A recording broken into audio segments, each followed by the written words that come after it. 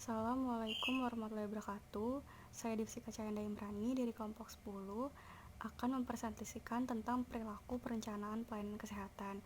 Di sini saya bersama dua teman saya yang bernama Farhana Nisa Ananda dan Novia Haritsa akan menjelaskan tentang 3 subpokok bahasan dari perilaku perencanaan pelayanan kesehatan.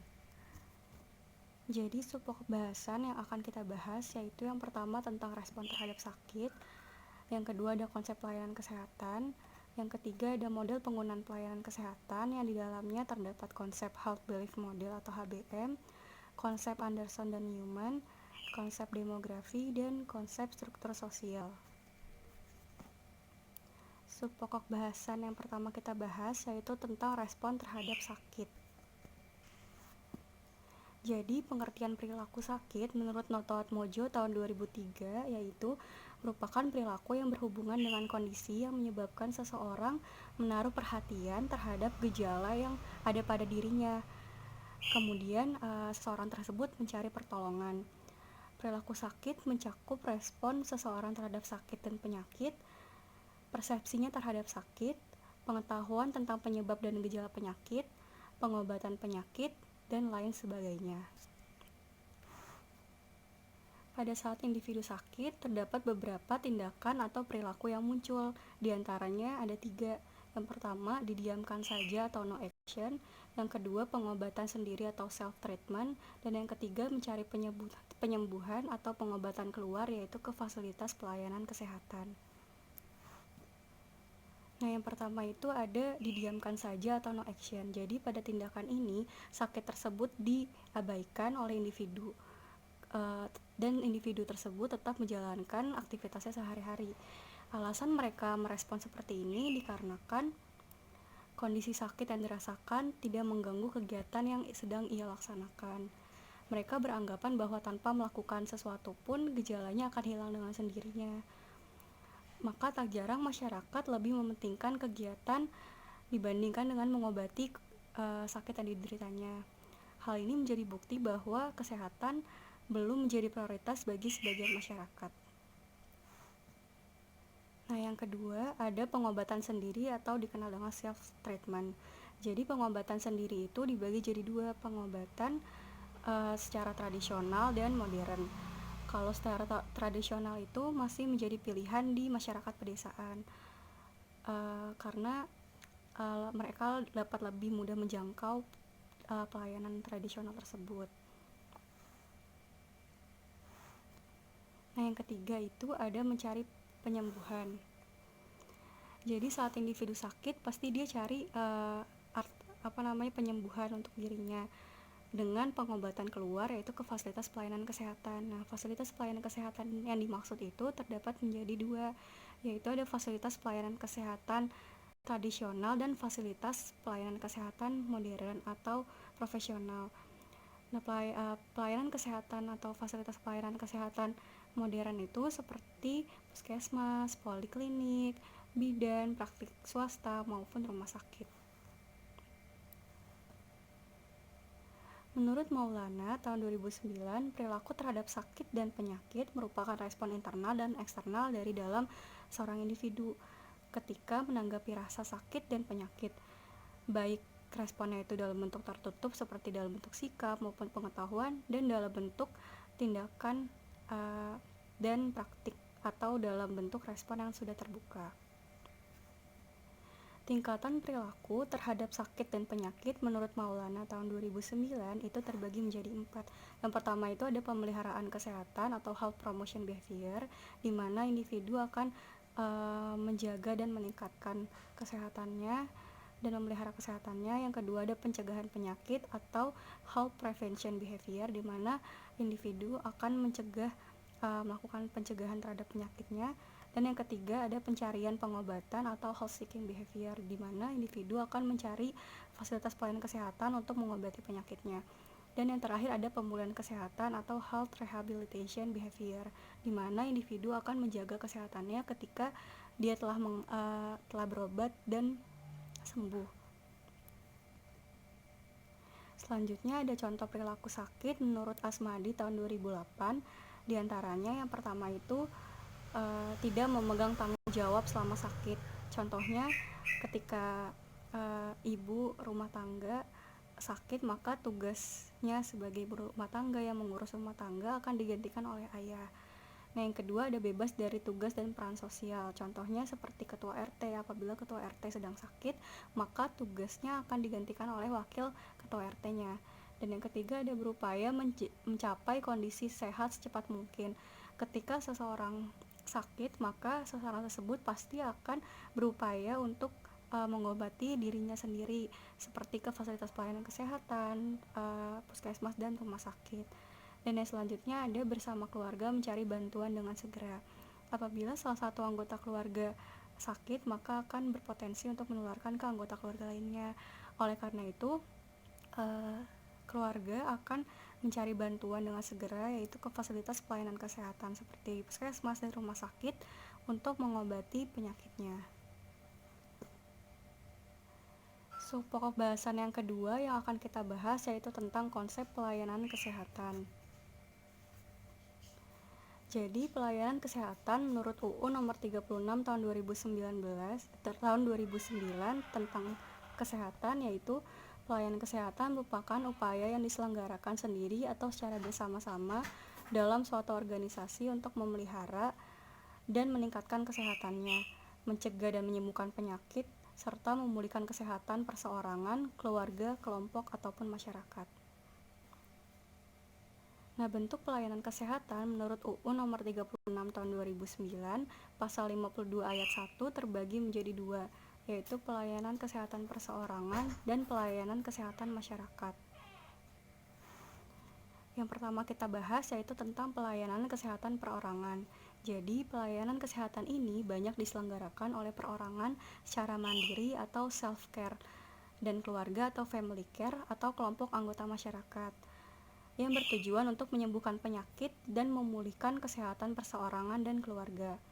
Upaya pelayanan perseorangan tersebut dilaksanakan pada institusi pelayanan kesehatan seperti rumah sakit, klinik bersalin, dan praktik mandiri. Selanjutnya ada model kepercayaan kesehatan individu terhadap pemanfaatan pelayanan kesehatan menurut Anderson tahun 1974.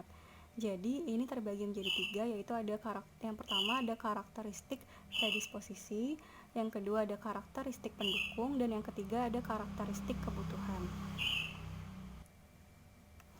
Yang pertama kita bahas tentang karakteristik predisposisi. Jadi karakteristik ini digunakan untuk menggambarkan fakta bahwa individu punya kecenderungan untuk menggunakan pelayanan kesehatan yang berbeda-beda setiap orangnya, karena individu memiliki ciri-ciri masing-masing, seperti yang dikelompokkan dalam 3 kelompok sebagai berikut. Yang pertama, ciri-ciri demografi seperti jenis kelamin dan umur. Yang kedua, struktur sosial seperti tingkat pendidikan, pekerjaan, kesukuan, maupun ras. Dan yang ketiga yaitu manfaat-manfaat kesehatan seperti keyakinan bahwa pelayanan kesehatan dapat menolong proses penyembuhan penyakit pada individu tersebut. Nah, yang kedua ada karakteristik pendukung. Jadi karakteristik ini menunjukkan bahwa meskipun seseorang mempunyai faktor atau karakteristik predisposisi untuk menggunakan pelayanan kesehatan, ia tidak akan bertindak untuk menggunakan pelayanan kesehatan tersebut jika ia memang mampu menggunakannya.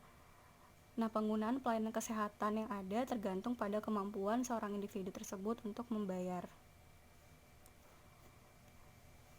Nah, karakteristik terakhir yaitu karakteristik kebutuhan. Jadi adanya faktor predisposisi dan faktor yang memungkinkan untuk mencari pengobatan akan terwujud apabila individu tersebut merasa bahwa hal tersebut merupakan suatu kebutuhan. Jadi dengan kata lain, kebutuhan itu merupakan dasar dan stimulus langsung seorang individu untuk menggunakan pelayanan kesehatan. Selanjutnya kita akan bahas tentang pengertian pelayanan publik atau pelayanan masyarakat.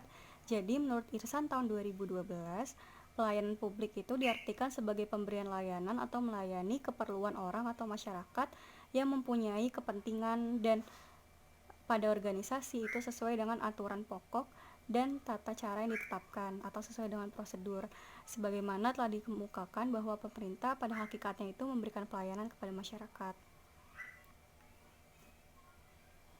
Sedangkan pengertian pelayanan publik menurut Munir tahun 2001 yaitu kegiatan yang dilakukan oleh seseorang atau sekelompok orang dengan landasan faktor material melalui sistem, prosedur, maupun metode tertentu dalam usaha mementingkan kepentingan orang lain sesuai dengan haknya.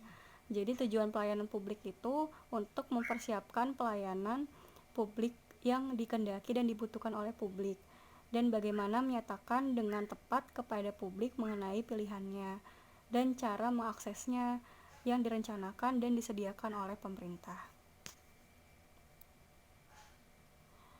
Selanjutnya, pengertian pelayanan publik menurut Keputusan Menteri Pendayagunaan Aparatur Negara Nomor 25 Tahun 2004. Jadi, pelayanan publik itu merupakan segala kegiatan pelaksanaan yang dilaksanakan oleh penyelenggara pelayanan publik sebagai upaya pemenuhan kebutuhan pelayanan maupun dalam rangka pelaksanaan ketentuan peraturan perundang-undangan. Jadi dapat disimpulkan bahwa pelayanan publik merupakan suatu proses kegiatan yang menjadi tugas pokok atau tanggung jawab para aparatur pemerintah, negara ataupun daerah guna memenuhi segala kebutuhan yang diperlukan oleh masyarakat, baik berupa pelayanan administrasi, maupun pelayanan jasa demi tercapainya tujuan negara yaitu kesejahteraan masyarakat. Selanjutnya kita akan bahas tentang pelayanan kesehatan masyarakat. Jadi menurut Sukamti tahun 2015, salah satu pelayanan publik yang dilakukan aparatur pemerintah yaitu pelayanan masyarakat di bidang kesehatan. Penyelenggaraan pelayanan kesehatan untuk masyarakat di tingkat dasar di Indonesia itu yaitu melalui Pusat Kesehatan Masyarakat atau yang kita kenal dengan Puskesmas, yang merupakan unit organisasi fungsional Dinas Kesehatan Kabupaten atau Kota Madya yang diberi tanggung jawab sebagai pengelola kesehatan bagi masyarakat tiap wilayah kecamatan dan dari kabupaten atau kota madya yang bersangkutan. Kegiatan pelayanan kesehatan secara paripurna diatur pada pasal 52 ayat 2 UU nomor 36 tahun 2009 yang dimaksud pada ayat 1 yaitu tentang pelayanan kesehatan promotif, pelayanan kesehatan preventif, pelayanan kesehatan kuratif, dan pelayanan kesehatan rehabilitatif. Selanjutnya kita akan bahas tentang kategori pelayanan kesehatan yang berkualitas menurut IDA tahun 2017. Jadi kategori pelayanan kesehatan yang berkualitas ini yang pertama itu ada infrastruktur. Jadi yang dimaksud dengan infrastruktur ini seperti kelengkapan fasilitas-fasilitas pelayanan kesehatan tersebut, terutama pada obat-obatan dan kebersihan suatu fasilitas pelayanan kesehatan. Untuk kategori kualitas personal yang menjadi perhatian yaitu seperti ketanggapan, keandalan, dan keramahan dari tenaga kesehatan dalam memberikan pelayanan kesehatan. Ketanggapan di sini yang dimaksud itu yaitu ketika tenaga kesehatan sigap ketika pasien membutuhkan bantuan.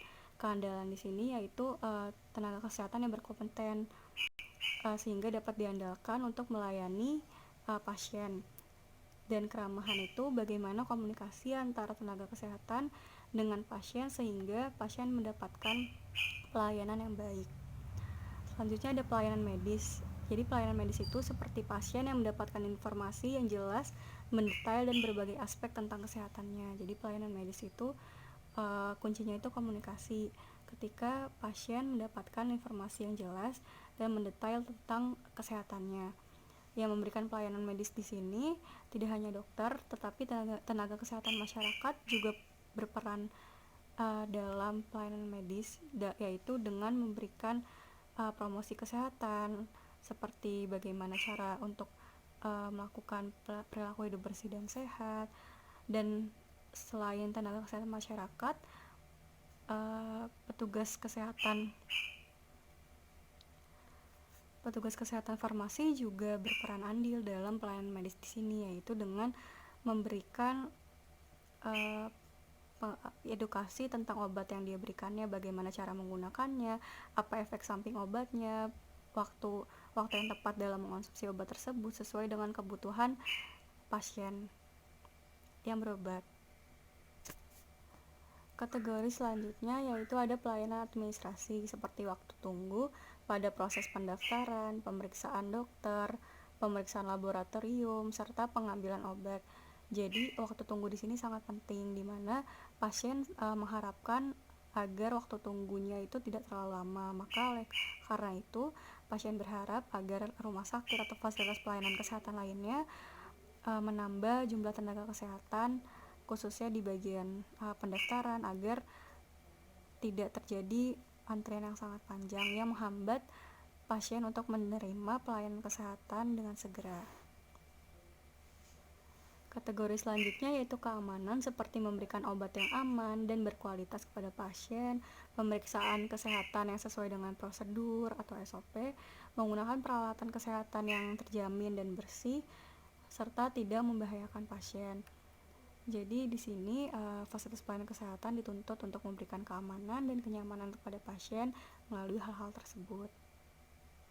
Kategori selanjutnya yaitu kepercayaan, di mana obat yang dikonsumsi oleh pasien itu cocok, terus tenaga kesehatannya itu baik dan ramah, terus keluhan pasien menjadi perbaikan bagi rumah sakit. Oleh karena itu pasien akan percaya kepada rumah sakit tersebut atau fasilitas pelayanan kesehatan tersebut dan akan datang kembali untuk berobat.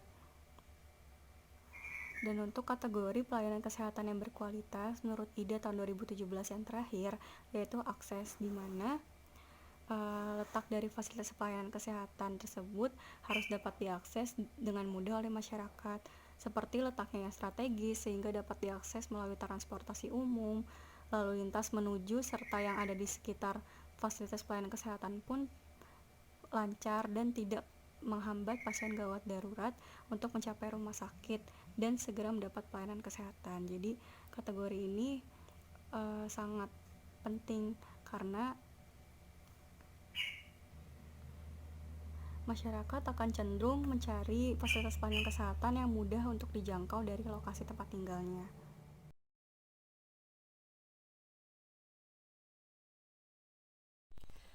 Assalamualaikum warahmatullahi wabarakatuh. Halo teman-teman, perkenalkan nama saya Farhana Nisananda dari kelompok 10 mata kuliah perilaku kesehatan. Di sini saya akan mempresentasikan materi tentang model penggunaan pelayanan kesehatan.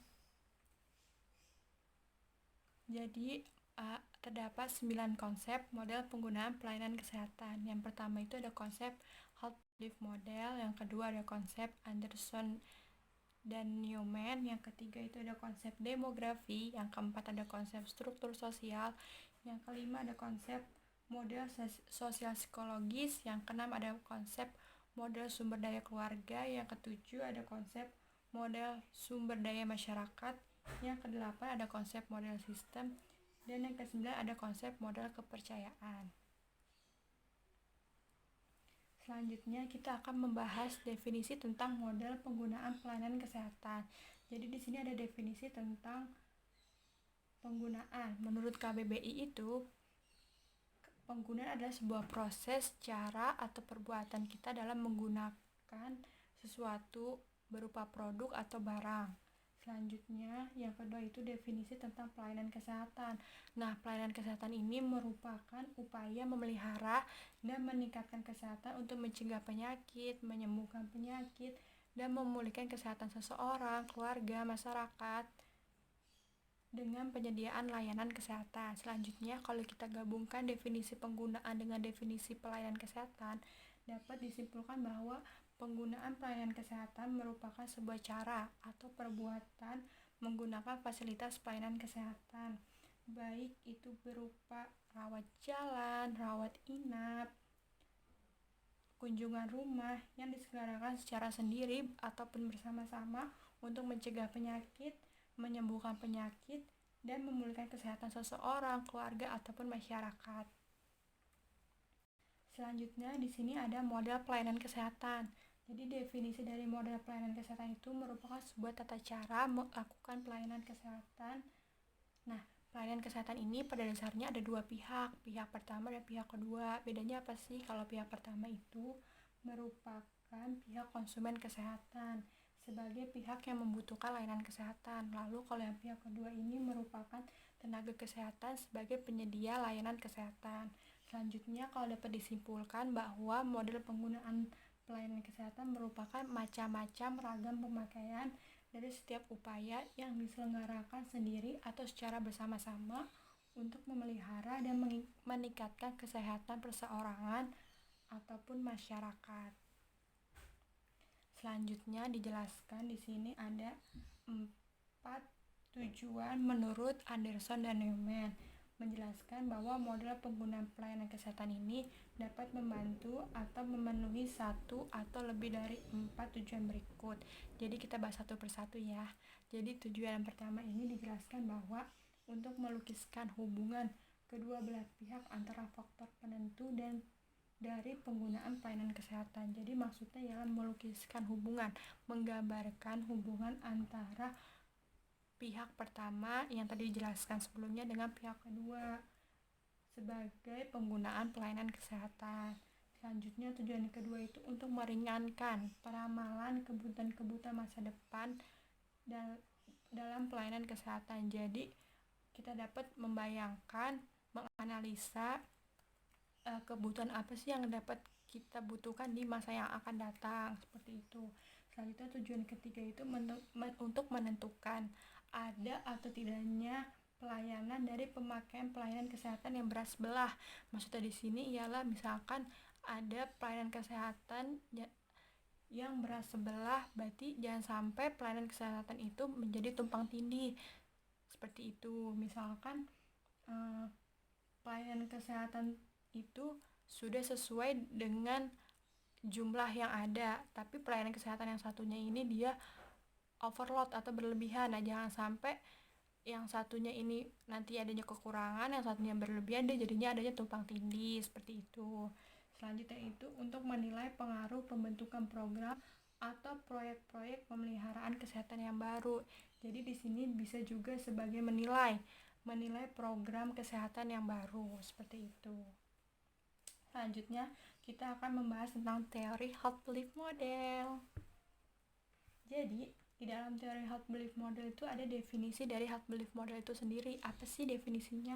Definisinya merupakan sebuah model yang digunakan untuk menggambarkan kepercayaan individu terhadap perilaku hidup sehat. Nah, perilaku hidup sehat itu dapat berupa perilaku pencegahan maupun penggunaan fasilitas pelayanan kesehatan. Jadi, untuk konsep dari health belief model itu sendiri merupakan ragam pemakaian upaya kesehatan dengan konsep health belief model yang menjelaskan tentang perilaku pencegahan penyakit atau yang biasa kita kenal dengan preventive health behavior untuk memelihara kesehatan perseorangan ataupun masyarakat, seperti itu. Jadi di sini dia apabila individu tersebut bertindak untuk melawan atau mengobati penyakitnya, ada 4 variabel kunci yang terlibat di dalam tindakan tersebut atau faktor yang mempengaruhi seseorang bertindak melawan atau mengobati penyakitnya berdasarkan konsep health belief model. Apa sih 4 kunci variabel tersebut? Yuk kita bahas satu-satu. Yang pertama itu ada kerentanan yang dirasakan, yang kedua itu ada keseriusan yang dirasakan, yang ketiga itu ada manfaat dan rintangan-rintangan yang dirasakan, dan yang terakhir itu ada isyarat atau tanda-tanda.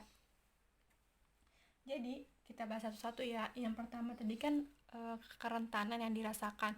Maksud dari kerentanan yang dirasakan ini apa sih? Jadi kerentanan yang dirasakan ini menggambarkan seseorang itu akan mencari pengobatan atau menggunakan pelayanan kesehatan itu jika ia merasa rentan terhadap penyakitnya. Sebagai contoh, kita ambil contoh ya, seseorang merasa rentan terhadap penyakit kolesterol karena orang tuanya juga memiliki penyakit kolesterol. Jadi orang tersebut akan rutin memeriksakan kadar kolesterolnya ke pelayanan kesehatan untuk mencegah adanya penyakit kolesterol, seperti itu. Selanjutnya itu membahas tentang keseriusan yang dirasakan. Maksud dari keseriusan yang dirasakan ini apa sih? Jadi keseriusan yang dirasakan ini menggambarkan bahwa tindakan untuk menggunakan pelayanan kesehatan itu didorong didorong oleh keseriusan penyakit yang dialaminya. Sebagai contoh, misalkan penyakit polio akan dirasakan lebih serius bila dibandingkan dengan penyakit flu yang sedang ia derita. Jadi oleh karena itu, tindakan pencegahan polio akan lebih didahulukan dibandingkan dengan pencegahan dan pengobatan penyakit flu. Jadi lebih serius penyakit polio dibandingkan penyakit flu, seperti itu. Jadi yang ketiga itu tentang manfaat dan rintangan-rintangan yang dirasakan. Maksudnya apa sih? Jadi manfaat dan rintangan-rintangan yang dirasakan ini, tindakan ini akan bergantung pada manfaat yang dirasakan atau rintangan yang ditemukan dalam mengambil tindakan tersebut. Pada umumnya ini, manfaat tindakan lebih menentukan daripada rintangan yang dihadapinya. Kita ambil contoh ya. Jadi manfaatnya itu misalkan seseorang yang sedang hamil, ibu yang sedang hamil pergi ke pelayanan kesehatan, kita ambil contoh puskesmas. Nah, untuk mendapatkan suatu manfaat yaitu untuk mengontrol kesehatan sang ibu dan sang calon bayinya, seperti itu. Nah, hambatan yang di sini tuh ialah dalam mencari pelayanan kesehatan ada hambatan yang dialaminya, yaitu untuk mengontrol kesehatan dirinya dan kandungannya memiliki hambatan, diantaranya akses transportasi. Akses transportasi ke fasilitas pelayanan kesehatan itu yang sulit, jarak tempuhnya jauh, dan membutuhkan waktu yang sangat lama. Seperti itu hambatannya. Jadi selanjutnya itu membahas tentang isyarat atau tanda-tanda. Jadi isyarat atau tanda-tanda ini merupakan pendorong untuk bertindak, mendapatkan tingkatan penerimaan yang benar tentang kerentanan, kegawatan, dan keuntungan tindakan. Maka diperlukannya isyarat atau tanda yang berupa faktor eksternal dan faktor internal. Sebagai contoh, misalkan berasal dari pesan-pesan di media sosial, misalkan kayak anjuran untuk melakukan kesehatan. Nah, kita ambil contoh nih, ada tanda atau isyarat berasal dari luar, dari faktor eksternal. Misalkan kampanye di media massa, nasihat atau anjuran dari orang lain yang mengatur seseorang tersebut untuk melakukan pengobatan ke fasilitas pelayanan kesehatan. Lalu selanjutnya kalau misalkan tanda atau isyarat tersebut berasal dari dalam atau dari faktor eksternal, itu contohnya merupakan persepsi seseorang terhadap kondisi kesehatan badannya akan mempengaruhi tindakan ia untuk melakukan pengobatan ke fasilitas pelayanan kesehatan, seperti itu. Selanjutnya, nah dari model kepercayaan kesehatan itu atau hot belief model dapat diilustrasikan sebagai berikut. Nah, ilustrasinya seperti ini. Pertama itu di sini ada 3 variabel, variabel demografi, variabel sosial, dan variabel struktur. Nantinya bakal ada kecenderungan yang dilihat mengenai gejala atau penyakit. Selanjutnya adanya ancaman yang dilihat mengenai gejala dan penyakit. Selanjutnya ada manfaat yang dapat dilihat dari pengambilan tindakan yang dikurangi biaya yang dilihat dari pengambilan tindakan tersebut. Selanjutnya di bawahnya ada kemungkinan mengambil tindakan untuk perilaku sehat atau sakit. Di bawah ancaman terdapat pendorong untuk bertindak seperti tadi melalui kampanye dan media massa. Selanjutnya di sini kita akan membahas tentang studi kasus. Nah, di sini ada nih studi kasus terkait hot belief model dan penyakit yang berhubungan. Saya mengambil contoh studi kasus tentang hubungan karakteristik dan tekanan sosial dengan perilaku beresiko penularan HIV/AIDS. Di sini ada jurnal Sri Mindayani pada tahun 2019 dijelaskan bahwa dia mengambil penelitian ini bertujuan untuk mengetahui hubungan adanya karakteristik dan tekanan sosial dengan perilaku beresiko penularan HIV/AIDS pada pekerja pemuatan di Pelabuhan Kota Padang. Jadi pekerja pemuatan di sini kayak bongkar muat yang ada di pelabuhan, khususnya di Kota Padang, seperti itu. Nah, selanjutnya dari kasus tersebut dapat kita analisa faktor yang mempengaruhi hot belief modelnya sebagai berikut. Tadi yang ada 4 faktornya. Yang pertama itu kerentanan yang dirasakan. Sebelumnya sudah dijelaskan bahwa kerentanan yang dirasakan itu merupakan menggambarkan seseorang untuk mencari pengobatan atau menggunakan pelayanan kesehatan apabila dirinya telah merasa rentan terhadap penyakit tersebut.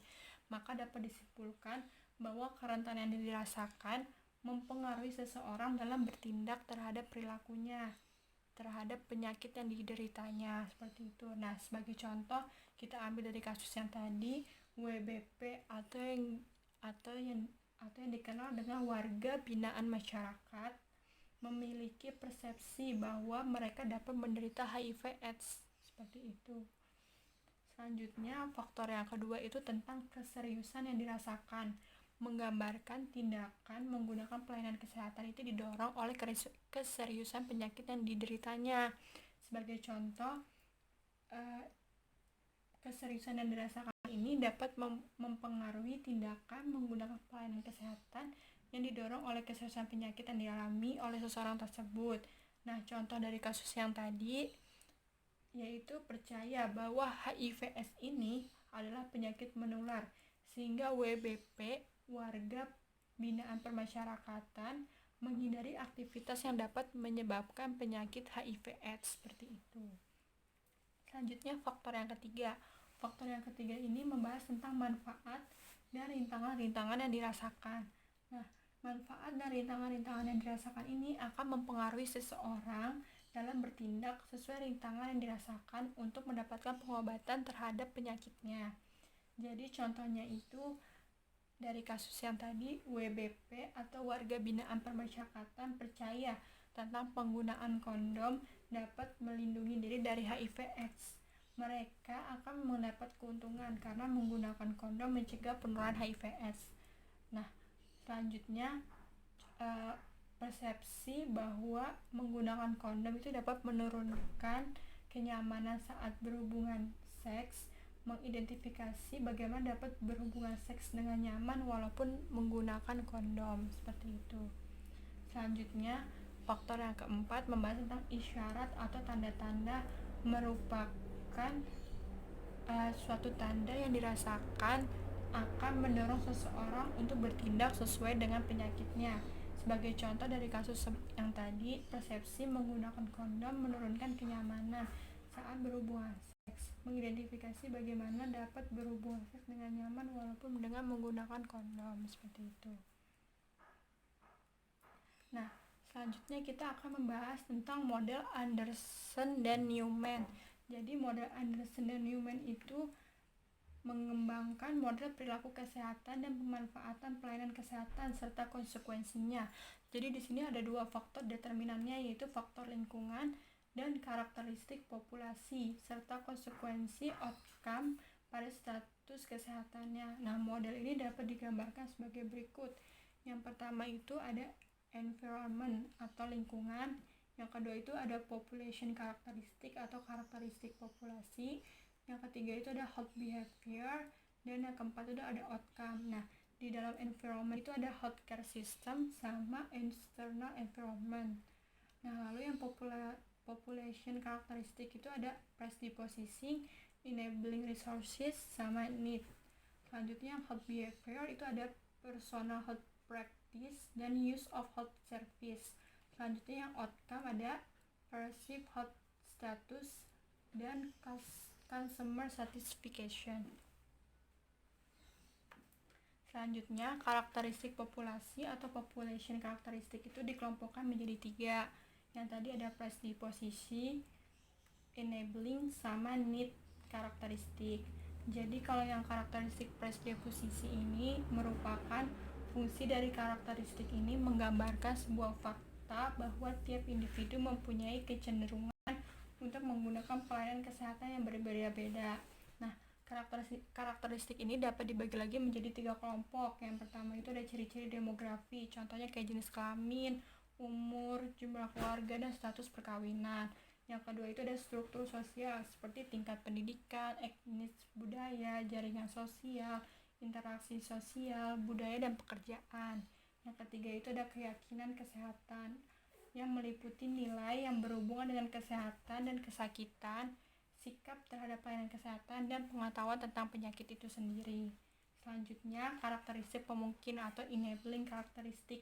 Nah, karakteristik pemungkin ini merupakan keadaan atau sumber daya yang dimiliki membuat seseorang tersebut mampu untuk melakukan tindakan memenuhi kebutuhannya terhadap pelayanan kesehatan. Nah, Anderson dan Newman ini membaginya ke dalam 3 golongan. Yang pertama itu ada sumber daya individu atau keluarga. Contohnya seperti penghasilan keluarga, keikutsertaan dalam asuransi kesehatan, jarak, dan kualitas dari hubungan sosial itu sendiri. Selanjutnya yang kedua itu sumber daya masyarakat. Contohnya itu seperti ketersediaan fasilitas pelayanan kesehatan dan sumber daya manusia di bidang pelayanan kesehatan. Selanjutnya yang ketiga faktor genetik dan psikologis. Selanjutnya faktor yang ketiga itu tentang karakteristik kebutuhan. Nah, karakteristik kebutuhan ini merupakan komponen yang berhubungan secara langsung dengan pemanfaatan pelayanan kesehatan. Nah, karakteristik kebutuhan ini dibagi jadi 2. Yang pertama itu ada perceived need. Maksudnya ialah merupakan penilaian keadaan kesehatan yang sangat dirasakan oleh individu. Besarnya ketakutan terhadap penyakit sehingga dapat membantu dalam pencarian dan pemilihan tindakan pengobatan. Sebagai contoh, jumlah hari sakit, gejala-gejala sakit yang dialami, dan laporan tentang keadaan kesehatan. Selanjutnya yang kedua, evaluated need. Maksudnya merupakan penilaian akan jenis dan jumlah pelayanan kesehatan oleh pemberi pelayanan. Nah, penilaian beratnya penyakit dari dokter yang merawatnya biasanya berdasarkan keluhan-keluhan yang memerlukan pengobatan dari hasil pemeriksaan dan diagnosis penyakit itu sendiri. Selanjutnya ini ada model pemanfaatan pelayanan Jescock. Nah, menurut Jescock ini dalam studi tahun 2010 faktor yang mempengaruhi seseorang menggunakan pelayanan kesehatan itu ada 4. Yang pertama ada status kesehatan, pendapatan, dan pendidikan. Yang kedua itu ada kemampuan dan penerimaan pelayanan kesehatan. Yang ketiga itu ada faktor konsumen dan penyediaan pelayanan kesehatan. Yang keempat itu ada resiko sakit dan lingkungan. Nah, jadi yang pertama tadi, faktor yang pertama tentang status kesehatan, pendapatan, dan pendidikan. Maksudnya itu semakin tinggi status kesehatan seseorang, maka ada kecenderungan orang tersebut banyak menggunakan pelayanan kesehatan. Bila pendapatan seseorang tersebut rendah, maka akan sulit baginya untuk memperoleh pelayanan kesehatan meskipun dirinya itu membutuhkan. Selanjutnya, tingkat pendidikan seseorang juga mempengaruhi pemanfaatan pelayanan kesehatan seseorang tersebut. Selanjutnya, faktor kedua, kemampuan dan penerimaan pelayanan kesehatan. Jadi, kemampuan untuk membayar pelayanan kesehatan erat hubungannya dengan tingkat penerimaan dan pemanfaatan pelayanan kesehatan. Selanjutnya, faktor ketiga tentang faktor konsumen dan penyediaan pelayanan kesehatan.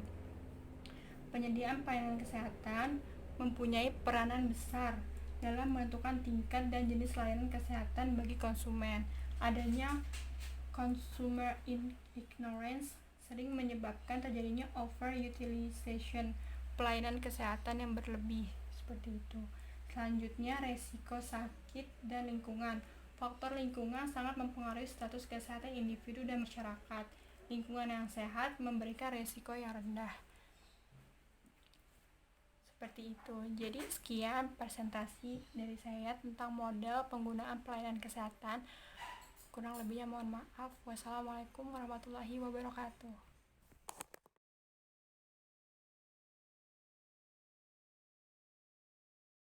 Assalamualaikum warahmatullahi wabarakatuh. Saya Novi Haritsa Katrina. Pada kesempatan kali ini akan membahas 2 subbab terakhir, yaitu model demografi dan juga model struktur sosial. Nah, yang pertama akan kita bahas yaitu model demografi. Sebelum bahas lebih lanjut tentang model demografi, kita akan bahas terlebih dahulu tentang pengertian demografi. Jadi, menurut Kamus Besar Bahasa Indonesia, demografi merupakan suatu ilmu tentang susunan, jumlah, dan juga perkembangan penduduk yang memberikan uraian dan gambaran statistik mengenai suatu bangsa dilihat dari sudut sosial politik dan juga ilmu kependudukan. Lalu yang kedua, menurut Yasin dan Aditomo, demografi merupakan ilmu yang mempelajari tentang perubahan kependudukan, mengenai perubahan jumlah, persebaran, lalu komposisi, dan juga struktur penduduk. Nah, perubahan tersebut dipengaruhi oleh perubahan pada komponen penduduk, yaitu ada fertilitas, mortalitas, dan juga migrasi. Jadi, dapat disimpulkan bahwa demografi merupakan perubahan dinamika penduduk yang disebabkan oleh fertilitas atau kelahiran, mortalitas atau kematian, dan juga migrasi. Nah, studi demografi ini menekankan pada 3 aspek, yaitu dinamika penduduk, lalu komposisi penduduk, dan juga jumlah dan distribusi penduduk. Nah, pada komposisi penduduk, dia itu merupakan penggolongan penduduk berdasarkan karakteristik tertentu yang dapat dilihat dari 4 aspek, yaitu karakteristik demografi yang terdiri dari umur, jenis kelamin, terus ada jumlah usia subur dan juga jumlah anak. Lalu yang kedua ada karakteristik sosial, yaitu tingkat pendidikan, terus ada karakteristik ekonomi dan juga karakteristik geografis. Nah, selanjutnya yang dibahas yaitu definisi pemanfaatan pelayanan kesehatan. Apa itu pemanfaatan pelayanan kesehatan? Jadi dia itu merupakan penggunaan fasilitas pelayanan kesehatan yang disediakan, baik berupa rawat jalan, rawat inap, maupun petugas kesehatan yang dipanggil, ataupun kegiatan-kegiatan lainnya yang merupakan bagian dari pemanfaatan pelayanan kesehatan tersebut. Nah, faktor demografi ini turut berperan dalam pemanfaatan pelayanan kesehatan. Hal ini sejalan dengan penelitian yang dilakukan oleh Irawan dan Aini. Jadi dalam penelitian itu didapatkan bahwa terdapat kecenderungan pemanfaatan pelayanan kesehatan pada usia lebih dari 46 tahun dan juga kecenderungan pada jenis kelamin perempuan. Nah, dalam model demografi ini, variabel yang digunakan untuk mengukur penggunaan pelayanan kesehatan itu ada 4. Yang pertama itu umur, yang kedua jenis kelamin, yang ketiga itu status perkawinan, yang keempat itu besarnya keluarga. Dibahas yaitu umur. Jadi umur ini berpengaruh terhadap utilitas pelayanan kesehatan, yaitu dilihat dari sudut risiko yang dibawa oleh setiap perkembangan usia, misalnya dari balita, remaja, usia subur, dan juga lansia. Nah, umur ini menentukan pemanfaatan pelayanan kesehatan terkait dengan gangguan spesifik berbasis umur, misalnya pada usia dewasa muda dan lansia yang rentan terhadap hipertensi gitu. Nah, terus serta ada kemampuan individu berbasis umur dalam mengatasi masalah kesehatan. Nah, permintaan masyarakat terhadap pemanfaatan pelayanan kesehatan ini lebih tinggi pada usia kurang dari 5 tahun dan juga lebih dari 50 tahun. Nah, pada kurang dari 5 tahun ini memanfaatkan pelayanan kesehatan untuk tujuan general check up, terus ada imunisasi dan juga penyakit infeksi. Sedangkan pada usia lebih dari 50 tahun ini biasanya untuk penyakit-penyakit kronis. Lalu selanjutnya ada jenis kelamin. Jadi wanita ini lebih banyak memanfaatkan pelayanan kesehatan dibandingkan dengan pria. Nah, dari wanita ini sendiri, dia itu didominasi oleh wanita usia subur dengan alasan untuk pemeriksaan kehamilan dan juga pertolongan persalinan. Nah, selanjutnya itu ada status perkawinan. Jadi, status perkawinan ini berperan dalam pemanfaatan pelayanan kesehatan melalui kebutuhan kesehatan reproduksi dan juga ada ikatan sosial budaya dari suatu ikatan pernikahan. Nah, terkait ikatan sosial dalam keluarga besar dan juga pola pengambilan keputusan ini turut berperan dalam keterlambatan dalam merujuk ibu hamil ke pelayanan kesehatan. Jadi biasanya ibu ini butuh persetujuan dari suami dalam mengambil keputusan terkait pelayanan kesehatannya. Jadi dia nggak bisa menentukan sendiri, harus menunggu keputusan dari suaminya itu sendiri. Nah, yang keempat ini ada besarnya keluarga. Nah, yang dimaksud dengan besarnya keluarga itu adalah banyaknya orang yang terdapat di dalam suatu keluarga.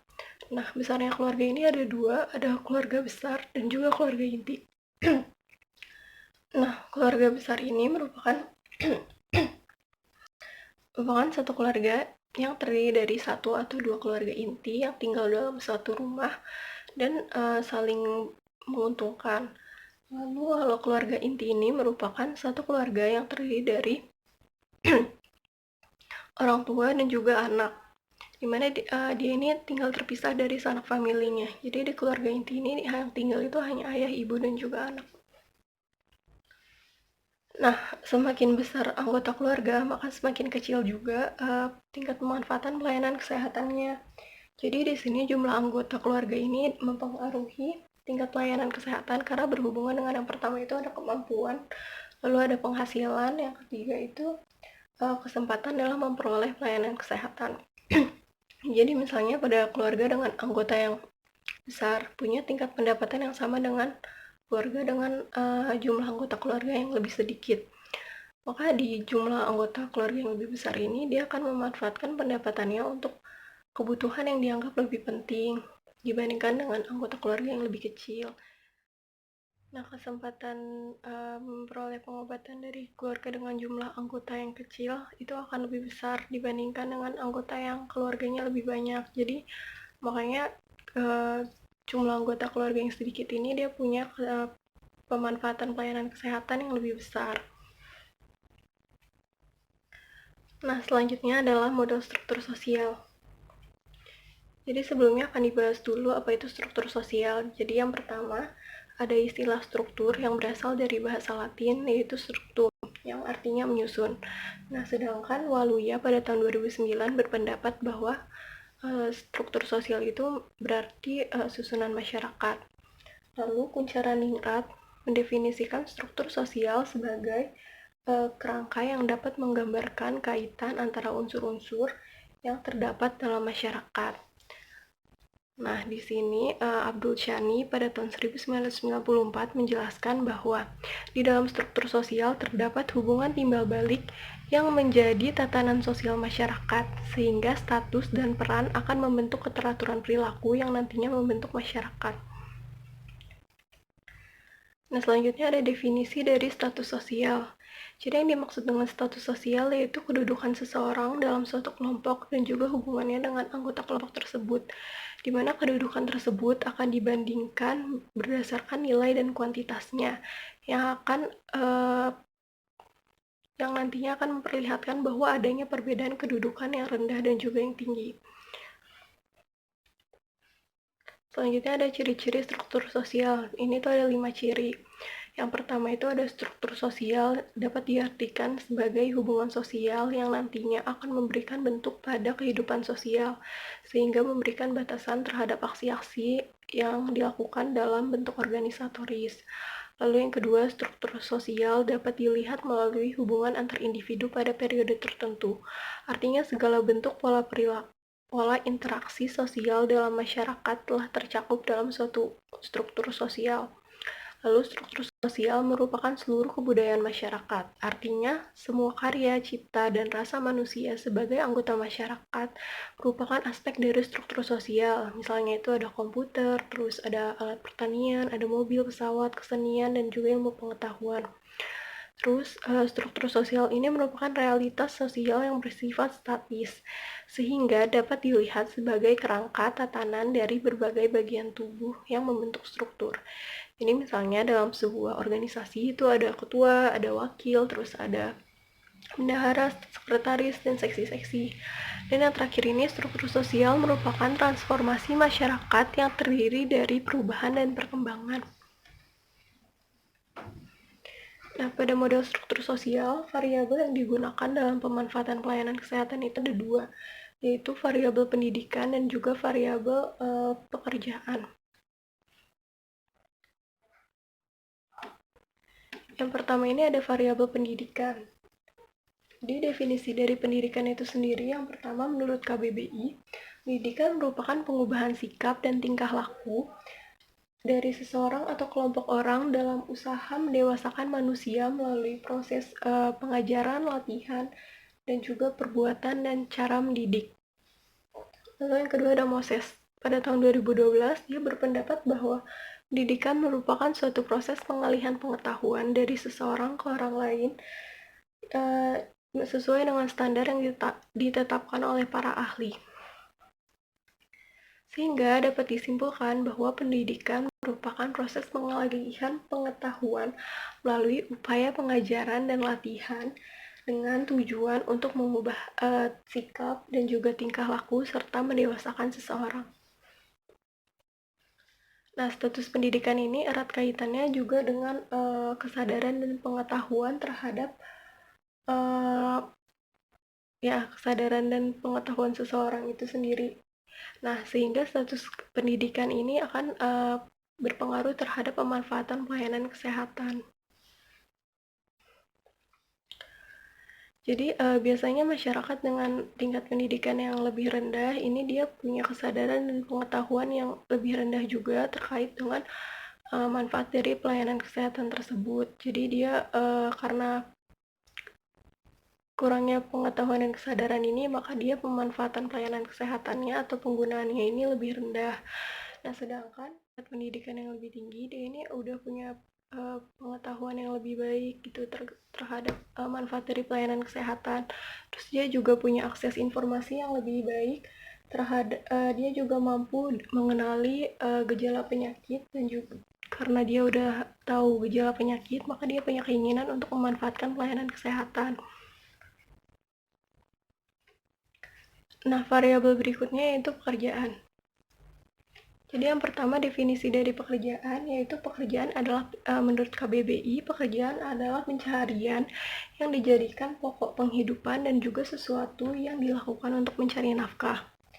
Nah, Thomas dalam Susilowati berpendapat bahwa pekerjaan merupakan kebutuhan yang harus dilakukan terutama untuk menunjang kehidupannya dan juga keluarganya. Nah, jadi dapat disimpulkan bahwa pekerjaan merupakan suatu kebutuhan yang dilakukan untuk mencari nafkah guna memenuhi atau menunjang kehidupan. Nah, jadi pekerjaan ini berperan dalam pemanfaatan pelayanan kesehatan karena terkait dengan risiko pekerjaan yang dia miliki. Semakin berisiko, maka dia akan semakin sering memanfaatkan pelayanan kesehatan. Lalu juga terkait dengan perolehan jaminan kesehatan dari suatu pekerjaannya. Kalau misalnya dia punya jaminan kesehatan itu sendiri, maka kemungkinan dia untuk memanfaatkan pelayanan kesehatan lebih besar dibandingkan dengan orang yang tidak punya jaminan kesehatan. Terus juga ada kapasitas ekonomi yang dihasilkan oleh pekerjaan untuk membiayai pelayanan kesehatan. Jadi adanya kecenderungan dari seseorang yang bekerja untuk memanfaatkan pelayanan kesehatan dibandingkan dengan orang yang tidak bekerja. Nah, hal ini dikarenakan orang yang bekerja ini selain punya pengetahuan yang cukup baik, dia juga lebih mandiri secara ekonomi, sehingga dia juga mampu untuk mencari pelayanan kesehatan yang lebih lengkap. Jadi, misal orang yang pekerjaannya ini memiliki penghasilan yang lebih besar juga akan memanfaatkan pelayanan kesehatan dibandingkan dengan orang yang tidak bekerja atau yang penghasilannya lebih rendah, karena pada orang yang tidak bekerja maupun orang yang penghasilannya rendah mungkin akan menggunakan penghasilan tersebut untuk memenuhi kebutuhan hidupnya sehari-hari dibandingkan untuk memanfaatkan pelayanan kesehatan. Jadi pelayanan kesehatan itu dianggap mahal biayanya gitu. Jadi sekian pembahasan dari saya terkait model demografi dan juga model struktur sosial. Dan dengan berakhirnya presentasi dari saya, maka berakhirnya juga presentasi dari kelompok 10 pada bagian pertama ini. Terima kasih sudah memperhatikan, kurang lebihnya mohon maaf. Wassalamualaikum warahmatullahi wabarakatuh.